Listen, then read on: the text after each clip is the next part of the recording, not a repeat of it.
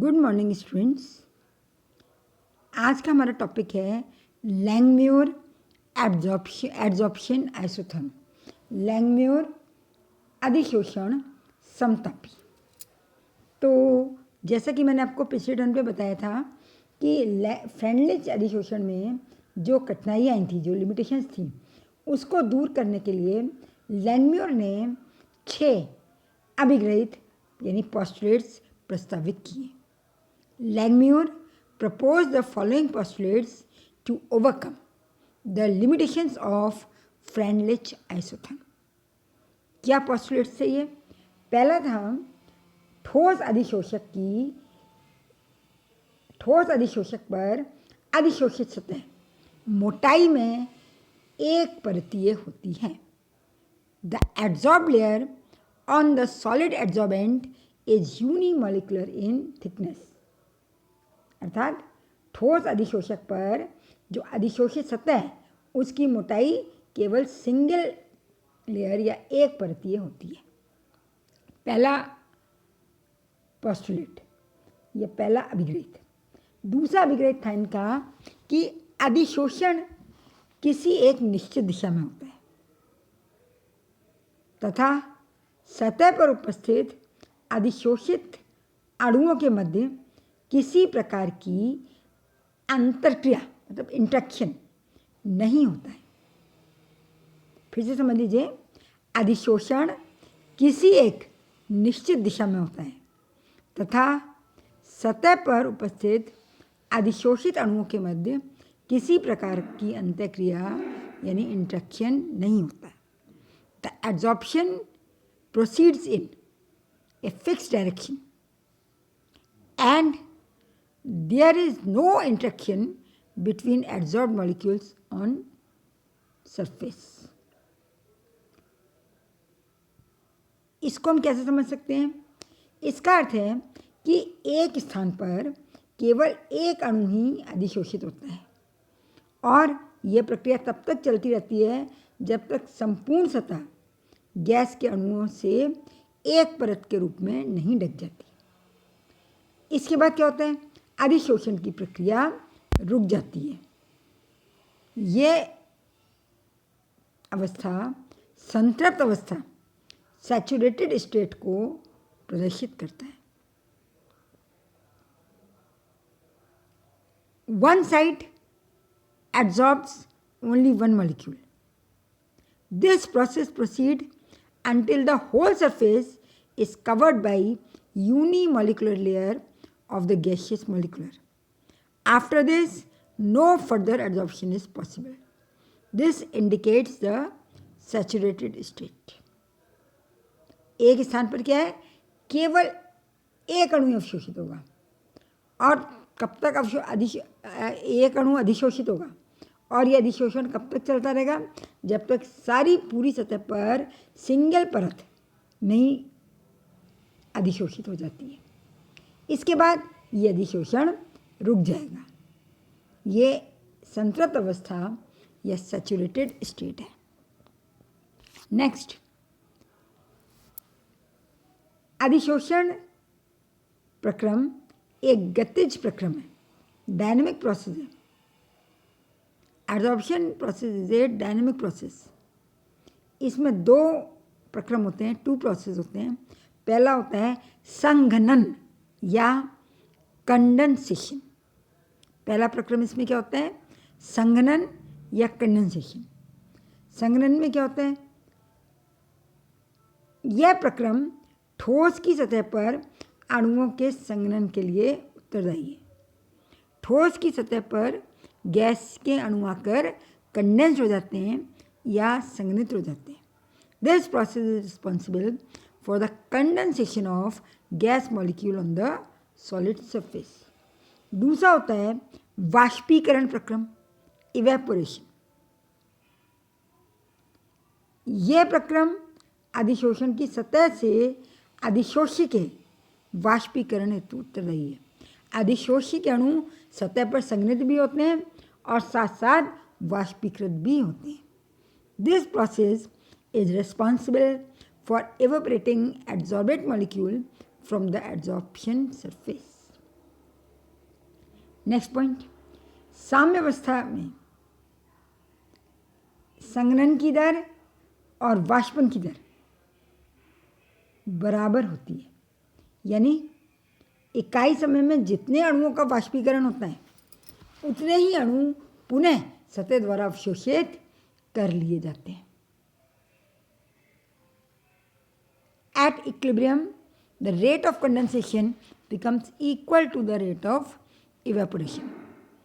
It means that the number of molecules evaporating in unit time is equal to the number of molecules again condensed on the surface in same time. निश्चित समय में जितने अणु सतह को छोड़कर जाते हैं, वाष्पीकृत होते हैं, उतने ही अणु सतह पर पुनः संघनित हो जाते हैं या दोबारा कंडेंस्ड हो जाते हैं। नेक्स्ट पॉइंट, ये जो गैस है अधिशोषी गैस, ये आदर्श व्यवहार दर्शाती है। गैस शोज आइडियल बिहेवियर, ये आदर्श व्यवहार प्रदर्शित करती है। नेक्स्ट, संपूर्ण सतह पर ऊर्जा की मात्रा समान होती है। The energy is uniform throughout the whole surface, जो सतह है उस पर प्रत्येक स्थान पर ऊर्जा की मात्रा समान होती है। अब हम देखेंगे कि इस समीकरण, इस आइसोथर्म का डेरिवेशन या व्युत्पत्ति किस प्रकार से की जा सकती है। देखिए, हमने माना n गैस के अणुओं की संख्या है जो प्रति सेकंड 1 वर्ग सेंटीमीटर सतह पर आक्रमण करती है। n क्या है? गैस के अणुओं की वह संख्या जो प्रति सेकंड 1 वर्ग सेंटीमीटर सतह पर आक्रमण करती हैं। n is the number of molecules of gas striking 1 square centimeter of the surface per second. Alpha है सतह पर उपस्थित अणुओं का अंश, fraction of molecules present on the surface, सतह पर उपस्थित अणुओं का अंश। नोट कर दीजिए, सतह पर उपस्थित अणुओं का अंश अल्फा। तो एन अल्फा क्या हो गया? एन अल्फा हो गया सतह पर संघनित होने वाले कुल मोलों की संख्या, total number of moles which condense on the surface. क्या हो गई? N alpha. अल्फा वो फ्रैक्शन है जहां मॉलिक्यूल्स प्रेजेंट हैं। एन है नंबर ऑफ मॉलिक्यूल्स जो 1 सेंटीमीटर स्क्वायर पर सेकेंड स्ट्राइक कर रहे हैं। तो एन अल्फा हो जाएगा total number of moles which condensed on the surface, सतह पर संघनित होने वाले कुल मोलों की संख्या, परंतु पूर्ण सतह पर नहीं है ये, but not on whole surface, एक फ्रैक्शन में। थीटा गैस द्वारा ढके गए क्षेत्र का अंश, fraction of area covered by gas. When condensation is taking place at only n alpha into 1 minus theta, theta जो है ऑलरेडी कवर्ड है, तो बचा हुआ क्षेत्र कितना हो जाएगा? थीटा फ्रैक्शन है ढके हुए क्षेत्र का, तो अब कितना बचेगा? 1 माइनस थीटा। तो थीटा द्वारा ढके गए क्षेत्र का अंश कब? जबकि कंडेंसेशन केवल n alpha 1 minus theta area में होता है। इसलिए हम क्या कह सकते हैं? संघनित होने वाले अणुओं की दर, the rate of condensation of gaseous molecule on the surface, सतह पर संघनित होने वाले अणुओं की दर किसके समानुपाती होगी? आप जानते हैं ये बचे हुए एरिया के यानी n alpha into 1 minus theta के समानुपाती के बराबर होगी। समीकरण नंबर 1। अब यदि हम बात करें वाष्पीकरण की दर, रेट ऑफ इवोपरेशन, तो ये उस क्षेत्र के समानुपाती होगी जो कि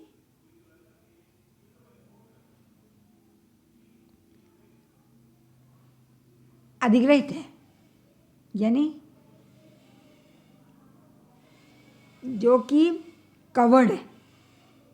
तो हम क्या कह सकते हैं, रेट ऑफ इवोपरेशन वाष्पीकरण की दर बराबर के थीटा, के समानुपाती नियतांक है, कांस्टेंट। तो इक्वेशन नंबर 2। अब हम जानते हैं जब साम्य स्थापित होता है तो क्या होता है, rate of condensation is equal to rate of vaporisation, संघनन की दर इज इक्वल टू वाष्पीकरण की दर, यानी समीकरण नंबर 1 इज इक्वल टू समीकरण नंबर 2। या हम इसको लिख सकते हैं, क्या लिख सकते हैं, देखिए, के थीटा वाष्पीकरण की दर is equal to 1 minus theta n alpha, या k theta plus theta alpha n is equal to alpha n, multiply कर लीजिए। माइनस थीटा अल्फा एन को right hand side left hand side में ले आए तो k theta plus k theta plus theta alpha n is equal to alpha n. और we can say theta बराबर क्या हो जाएगा, अल्फा एन डिवाइडेड बाई के प्लस अल्फा एन। थीटा जैसे कॉमन ले लिया हमने तो यहाँ क्या बचेगा, के प्लस अल्फा एन। तो थीटा बराबर अल्फा एन डिवाइडेड बाई के प्लस अल्फा एन, समीकरण नंबर 3। अब हम जानते हैं गैसों के अणुगतिक सिद्धांत के अनुसार, according to kinetic theory of gases, number of molecules is proportional to the pressure of gas striking on the surface. अणुओं की संख्या किसके समानुपाती होगी, गैस के प्रेशर के समानुपाती होगी।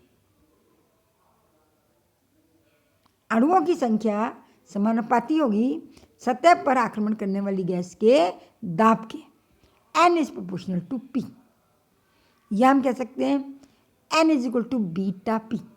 बीटा है कांस्टेंट या अनुपातिक गुणांक, अनुपातिक गुणांक।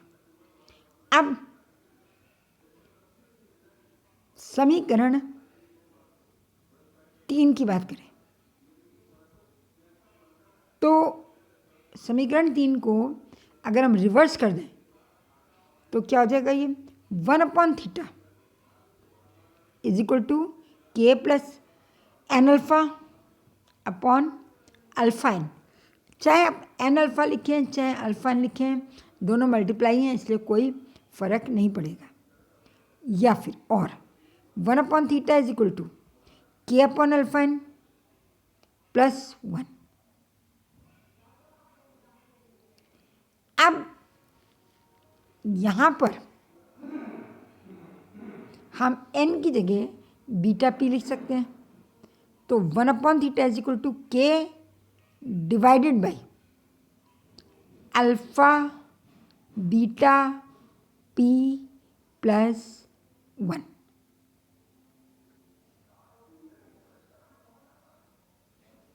अब यहाँ पर के अल्फा और बीटा ये कांस्टेंट है,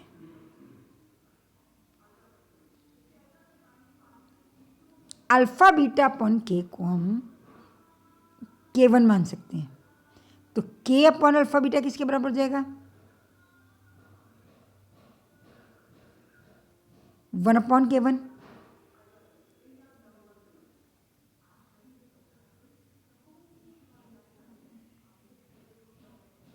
तो ये हो जाएगा 1/K1P plus 1 is equal to 1/θ।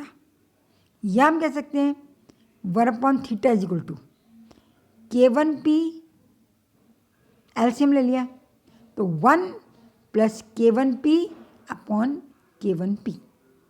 यह थीटा बराबर हमें निकालना है, तो हम इक्वेशन को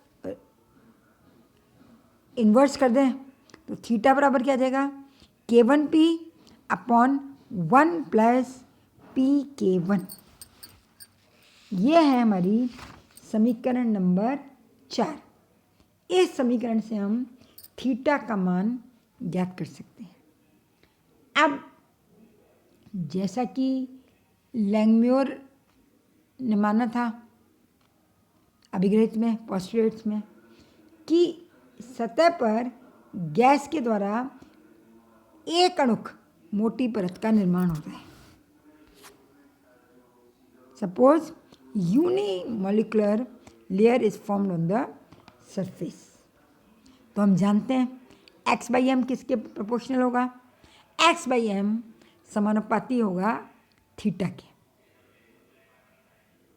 या समानुपाती को बराबर में चेंज करने के लिए नियतांक लगाना पड़ेगा। x/m is equal to K2θ, या K2 थीटा की वैल्यू हमने रखी कहाँ से, समीकरण 4 से, K1P/1 प्लस PK1। अब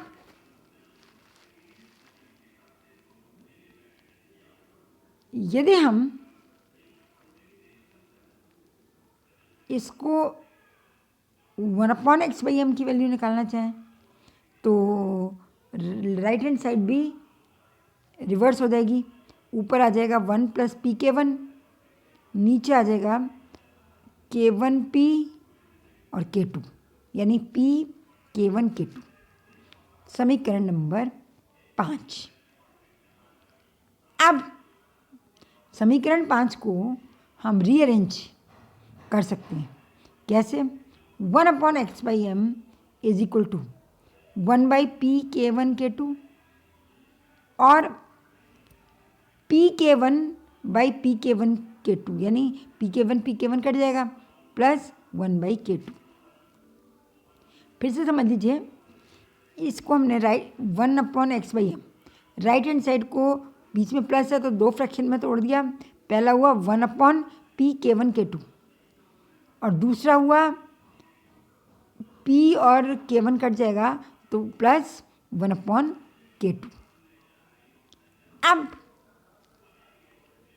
इस इक्वेशन को हम P से मल्टीप्लाई करेंगे तो इधर आ गया क्या, P/x/m। यहाँ P से P कट जाएगा तो 1/K1K2 प्लस में है P/K2। तो चाहे इसको पहले लिख दें चाहे बाद में, कोई फ़र्क नहीं पड़ेगा। तो हमारे पास इक्वेशन आएगी P/x/m is equal to P/K2 plus 1/K1K2। आप इसको P/x/m is equal to 1/K1K2 plus P/K2 भी लिख दें तो कोई फ़र्क नहीं पड़ेगा। अब यहाँ x/m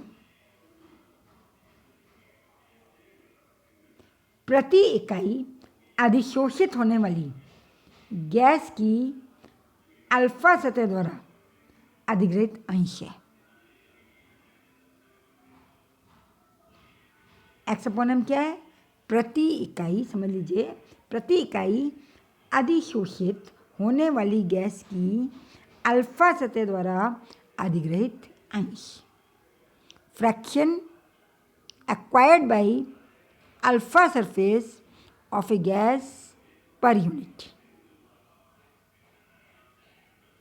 इक्वेशन 6 को हम कहते हैं लैंगम्यूर एड्जॉर्प्शन आइसोथर्म या लैंगम्योर अधिशोषण समता P।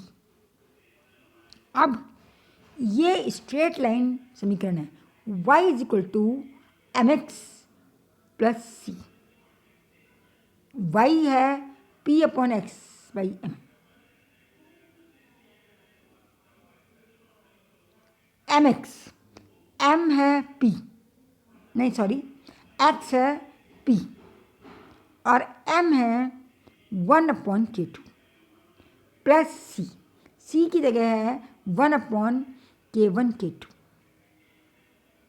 तो हमें ग्राफ खींचना है किस किस के बीच में, p upon x by m और p के बीच में। x एक्सिस पर हमने लिया p और y एक्सिस पर हमने लिया p divided by x upon m. तो ये ग्राफ आप फिगर में देख रहे हैं स्ट्रेट लाइन आएगा और इस स्ट्रेट लाइन या सीधी रेखा का जो स्लोप है वो 1 अपॉन के टू के बराबर होगा। स्लोप मतलब d y by d x 1 upon k two के बराबर होगा। इससे हम के टू का मान निकाल सकते हैं और अंतःखंड जो है वाई अक्ष पर काटा गया अंतःखंड 1 अपॉन के वन के टू के बराबर होगा। के टू हमें मालूम है तो हम के वन का मान निकाल सकते हैं। तो इस तरीके से हम के वन और के टू का मान ज्ञात कर सकते हैं। If P upon x by m is plotted against pressure, a straight line is obtained. The slope of the line is 1 upon k2 and the intercept on y-axis give the value of 1 upon k1 k2. 1 upon k1 k2 का मान देगी। अब कभी कभी क्या होता है कि प्रायोगिक अवस्था में सीधी रेखा प्राप्त नहीं होती। तो इस सीधी रेखा प्राप्त न होने के कुछ कारण हो सकते हैं। ऐसा सतह में समानता न होने के कारण हो सकता है, नॉन यूनिफॉर्मिटी इन सरफेस। कुछ उदाहरणों में मल्टीलेयर्स एक से अधिक तहों का निर्माण हो जाता है। इन some cases multilayers are formed, तब भी ये ग्राफ स्ट्रेट लाइन नहीं आएगा। यदि आंशिक अवशोषण हो, इफ पार्शियल एब्जॉर्प्शन ऑकर, मतलब अधिशोषण पूरी सतह पर न हो, तो भी ये ग्राफ सरल रेखा नहीं आएगा। नेक्स्ट, यदि अधिशोष्य और अधिशोषण में कुछ रासायनिक अभिक्रिया हो जाए तो भी ये ग्राफ स्ट्रेट लाइन नहीं मिलेगा। Some chemical reaction takes place between adsorbate and absorbent. इन चार परिस्थितियों की वजह से कभी कभी हमें सरल रेखा प्राप्त नहीं होती है।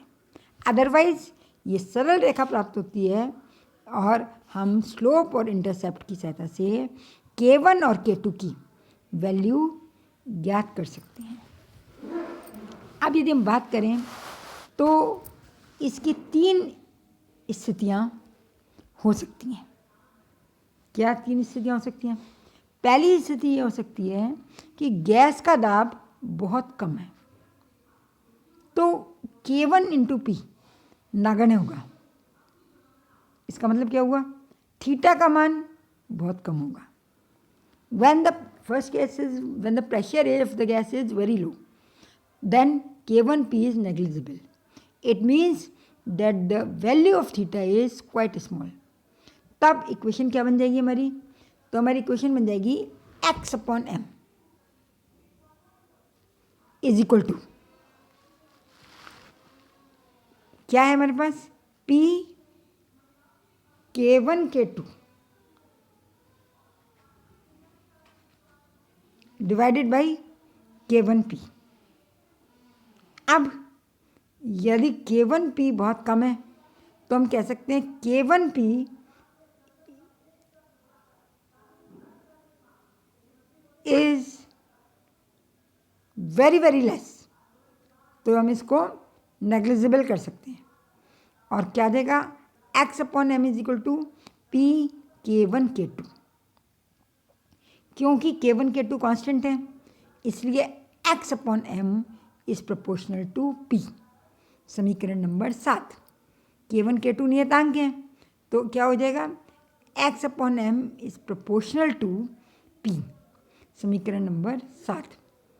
इस प्रकार हम कह सकते हैं कि निम्न दाब पर अधिशोषक की प्रति इकाई मात्रा के द्वारा अधिशोषित गैस की मात्रा दाब के समानुपाती होती है। निम्न दाब पर अधिशोषक की प्रति इकाई मात्रा के द्वारा अधिशोषित गैस की मात्रा दाब के समानुपाती होती है, यानी x/m is proportional to p। समीकरण नंबर 7। अब सेकंड केस, यदि दाब का मान अधिक है तो K1P का मान इकाई से काफ़ी बढ़ जाएगा और हम K1P को 1 की तुलना में, क्योंकि बहुत बड़ा है इसलिए हम 1 को नगण्य मान सकते हैं।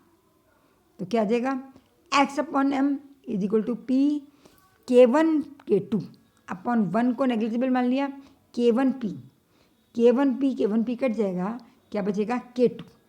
x upon M is equal to K2। अतः उच्च दाब पर अधिशोषित गैस की मात्रा दाब पर निर्भर नहीं करती। उच्च दाब पर अधिशोषित गैस की मात्रा दाब पर निर्भर नहीं करती। At high pressure, the amount of gas adsorbed does not depend upon pressure. अब तीसरा केस, हमने क्या देखा, लो प्रेशर पर x upon M is proportional to p, यानी x upon M is equal to constant into p। High pressure पर x upon M is equal to k। तो moderate pressure पर x upon M is equal to k into P की power 1/n। x upon M is equal to k p की power 1/n। यह जो है लैंगम्यूर का समतापी अधिशोषण समीकरण है। It is a Langmuir adsorption isotherm equation. अब इस समीकरण में जो 1/n का मान है वो 0 से 1 के बीच हो सकता है।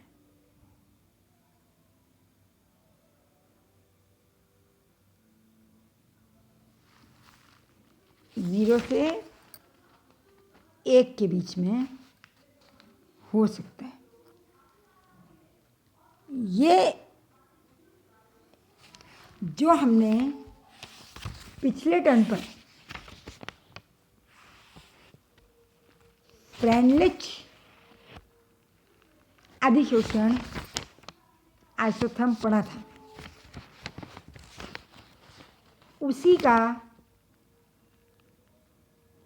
एक रूप है जिसको कि लैंगम्यूर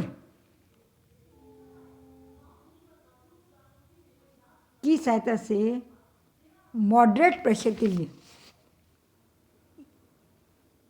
सत्यापित किया जा सकता है। The value of 1/n is between 0 to 1. As pressure increases या temperature decreases, then an additional layer of adsorbed molecule is formed. This justifies the multi-layer adsorption concept.